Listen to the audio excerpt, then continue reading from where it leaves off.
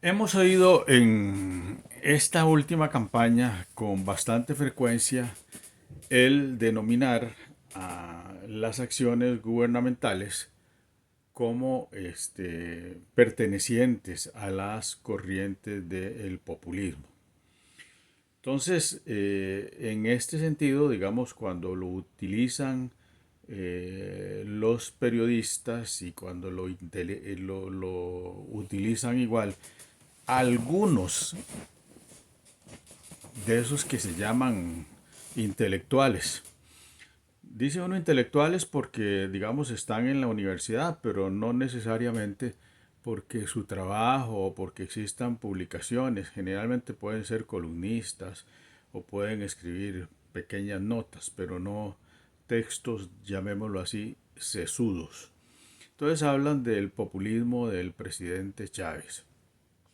Y lo hacen evidentemente desde una perspectiva peyorativa. Porque uno podría tomar, digamos, la raíz del concepto populista vendría de populus, de pueblo. Y significaría, digamos, que el presidente está mirando hacia el pueblo, como en verdad lo está haciendo don Rodrigo Chávez. En el pasado hubo otros apelativos, por ejemplo, de Miguel Ángel Rodríguez decíamos que era un neoliberal.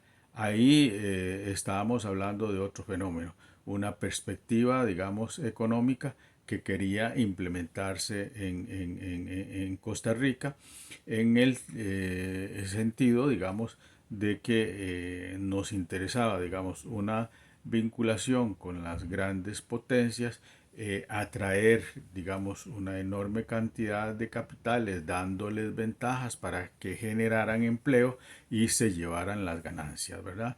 Era parte de eso que hemos llamado la economía mundo. Entonces, insertar a Costa Rica en la economía mundo y independientemente de si los beneficios que dejaran para la hacienda costarricense, para el Ministerio de Hacienda, la captación de impuestos fuera lo suficientemente sólida.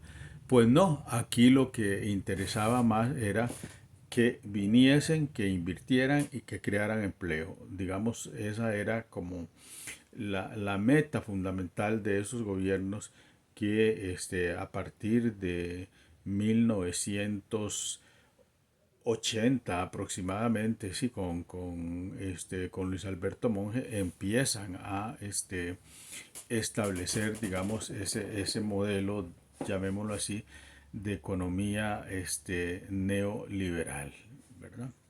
Poco para superar la crisis que produjo el gobierno de Rodrigo Carazo. Entonces, las acusaciones ya ahí no eran tanto ideológicas, sino de filiación política. Entonces, Costa Rica ha ido variando entre esos esquemas de tildar a los gobiernos por ideologías, por populistas.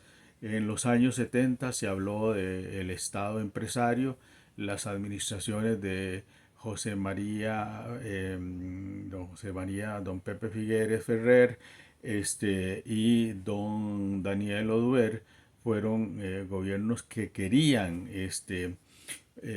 desarrollar, digamos, la economía desde la base de que las empresas fueran costarricenses, pertenecieran al Estado.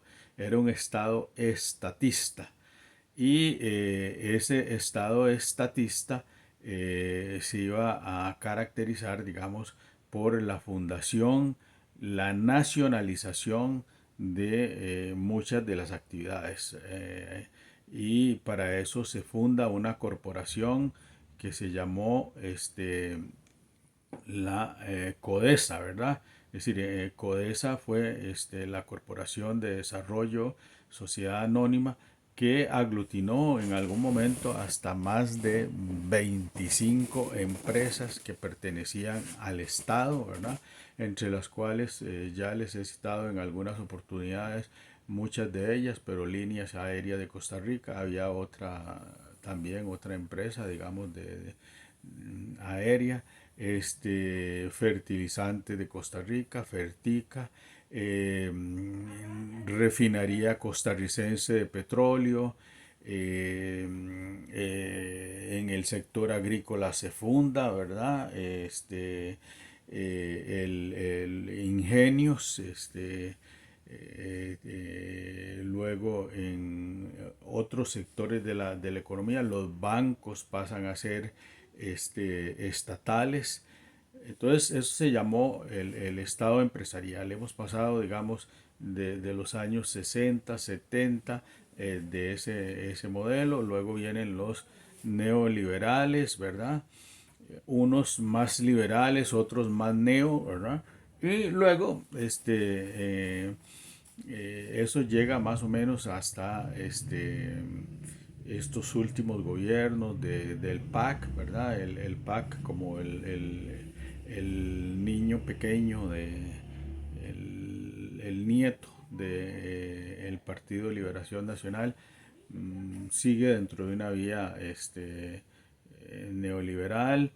Ese neoliberalismo se marca, digamos, por básicamente, digamos, tratar, digamos, de hacer que el Estado favorezca mucho la instalación de compañías extranjeras. Se niega mucho a buscar una vía nacional, digamos, una vía costarricense para el desarrollo, ¿verdad? Desde la agricultura a través de las grandes empresas transnacionales, se atrae, digamos, todo ese capital, se les otorgan condiciones para que puedan desarrollar las grandes empresas como Piñeras, las grandes empresas que ya en el siglo pasado, digamos, se habían establecido como lo que llamábamos enclaves. Entonces, pero ahora los enclaves varían, van a ser de frutas, entonces, más o menos esas grandes características. Con la llegada de Rodrigo Chávez al poder hay un elemento que sí es nuevo, porque se retoma una vieja denominación, hablar de populismo en Costa Rica.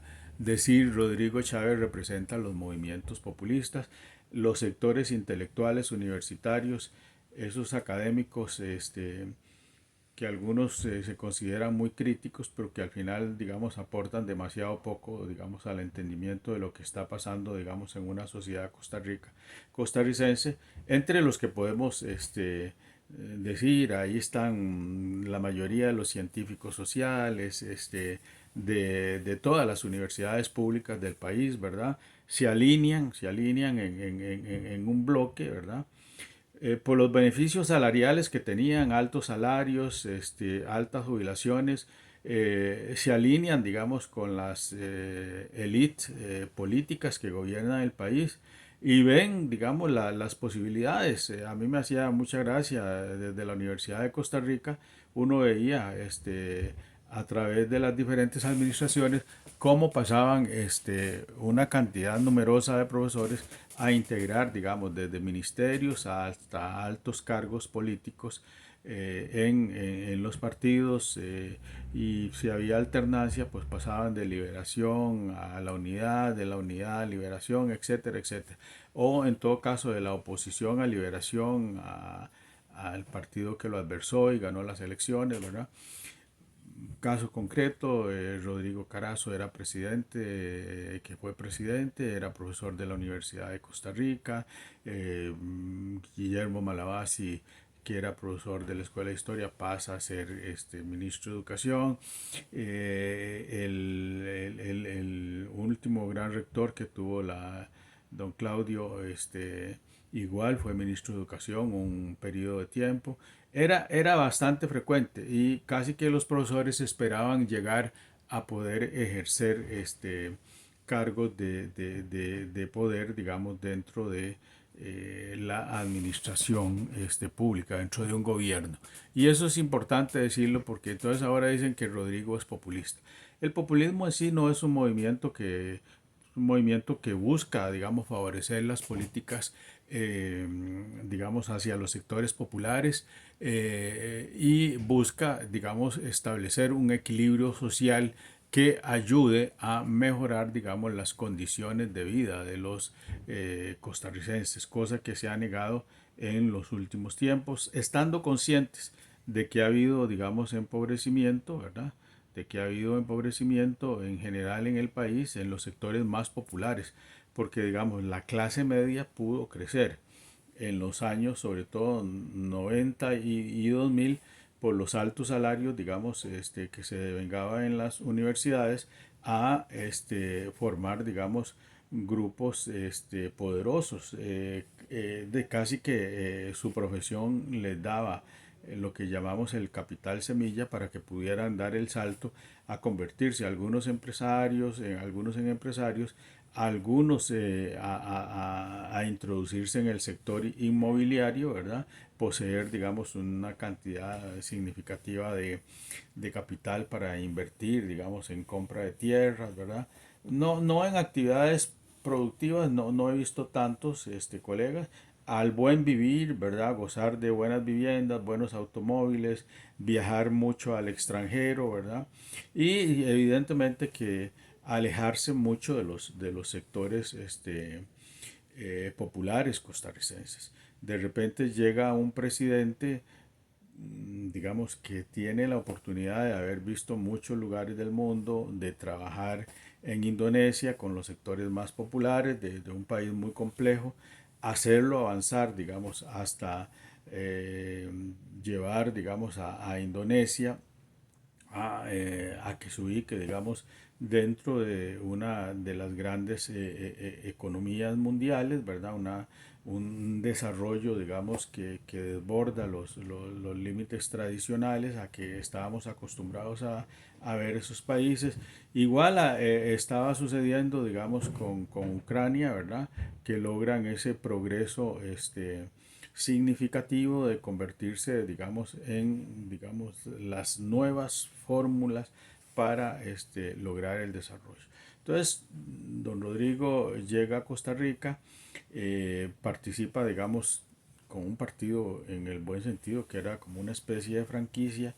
Él es el que junto con doña Pilar, digamos, definen los grandes lineamientos del partido. En esos grandes lineamientos está, digamos, la idea central, que es lograr que los sectores populares se beneficien ampliamente, que haya mejoras sustanciales a través, digamos, de primero mecanismos como luchar contra los monopolios, notablemente los monopolios de alto consumo, como por ejemplo el arroz, que es un producto de alto consumo en Costa Rica. Entonces bajar el precio del arroz a través, digamos, vía importación. ¿Por qué? Bueno, porque no se podía fortalecer la producción interna. El sector arrocero costarricense está muy concentrado, cinco grandes productores, más o menos unos 300 medianos y pequeños agricultores, para los cuales sí habrá políticas, pero hacia más adelante. En este momento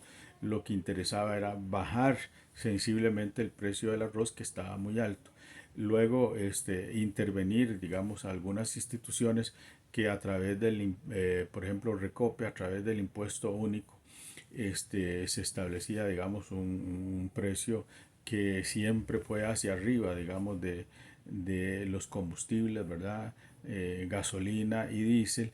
Entonces, incidir y bajar, digamos, el precio de la gasolina para convertirlo en un producto que se pudiese consumir, que la gente pudiese abastecer sus automóviles. El número de unidades de automóviles se había multiplicado enormemente, justamente por el mejoramiento de las condiciones de los sectores, estos medios, ¿verdad? De Costa Rica, que va desde los sectores profesionales a los industriales y trabajadores, cuadros gerenciales de las empresas, ¿verdad? Entonces ellos también se van a ver favorecidos. No tanto los sectores populares, porque resulta que el sector autobusero no ha disminuido, digamos, los precios de las tarifas de autobuses. Es una gran lucha que hay que dar, pero hay cosas pendientes, ahí estamos atravesando este primer año de gobierno. Y entonces la intelectualidad a mí me hace mucha gracia porque entonces empieza a hablar de, del populismo, de que estamos en una época populista. Pues la verdad que sea dicha, que si eso es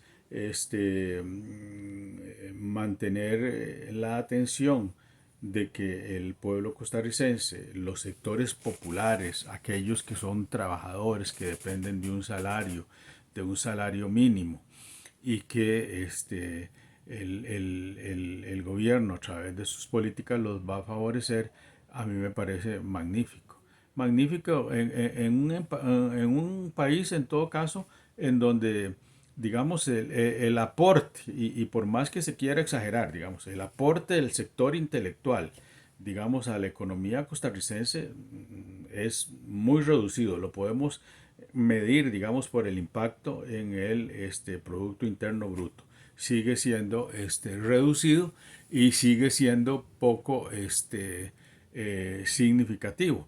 De manera que por más que se crean, digamos, los intelectuales, digamos, un sector diferente de la economía, no lo son, porque además, en general, esos altos salarios se generan, digamos, por las contribuciones que reciben, digamos, del Estado a través del Fondo para la Educación Pública. Y eso pareciera como que los intelectuales en una etapa de su vida están como cegados, ¿verdad? Y no se dan cuenta de que esos altos ingresos y esas altas jubilaciones vienen justamente de los sectores populares. La gente dice, bueno, me quemé las pestañas estudiando, pero bueno, también hay que entender que hubo políticas educativas que favorecieron a todos estos sectores, que estimularon en mucho caso que pudieran concluir sus carreras a través de instituciones que se crean, que hacen préstamos, a través de políticas propiamente ya instaladas en la universidad que permitían,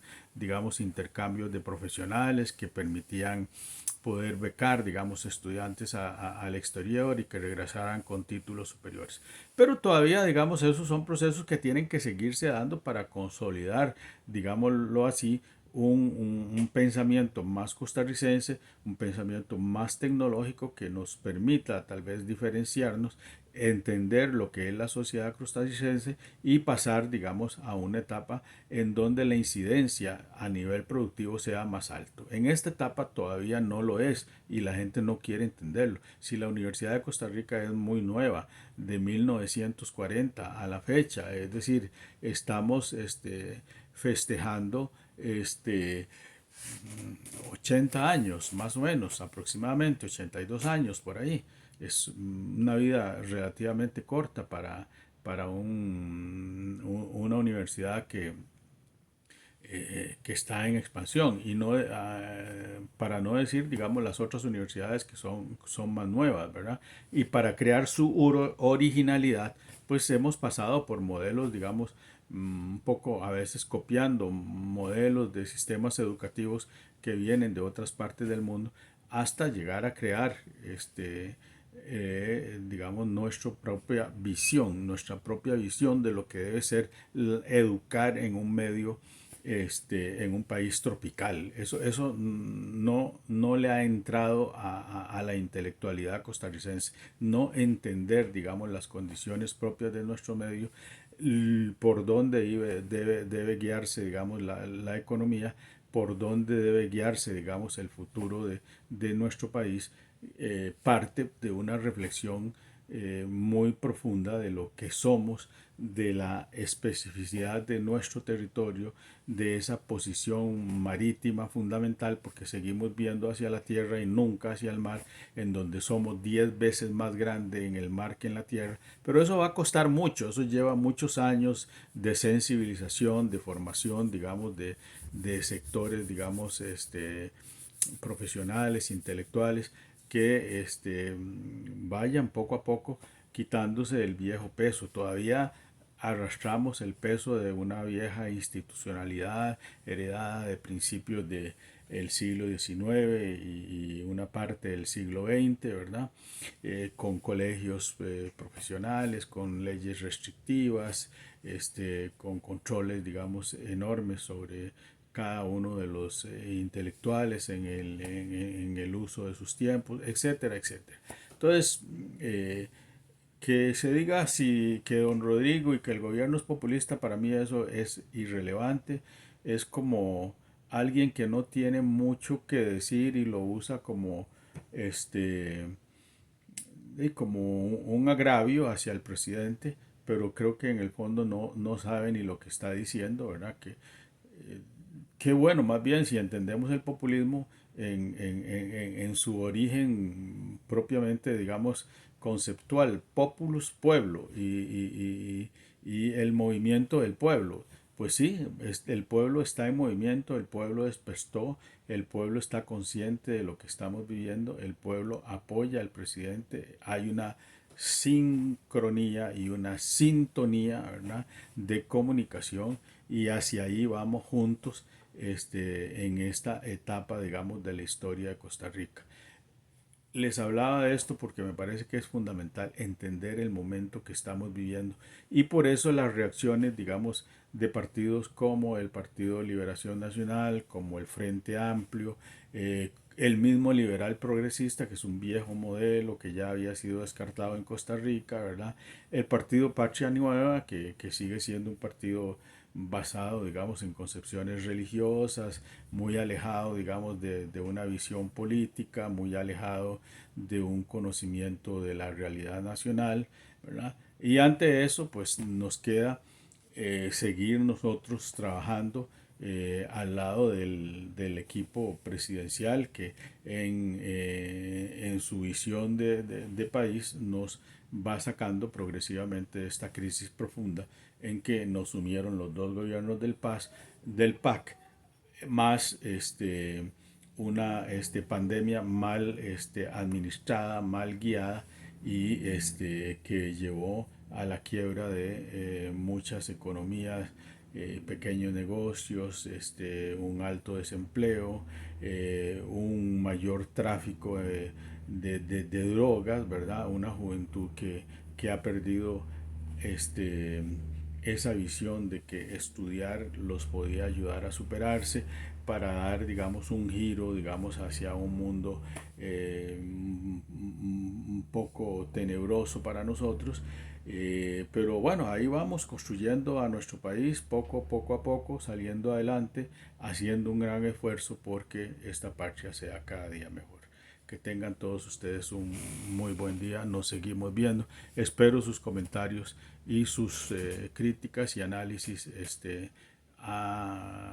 para ayudarnos todos a crecer juntos. Muchas gracias.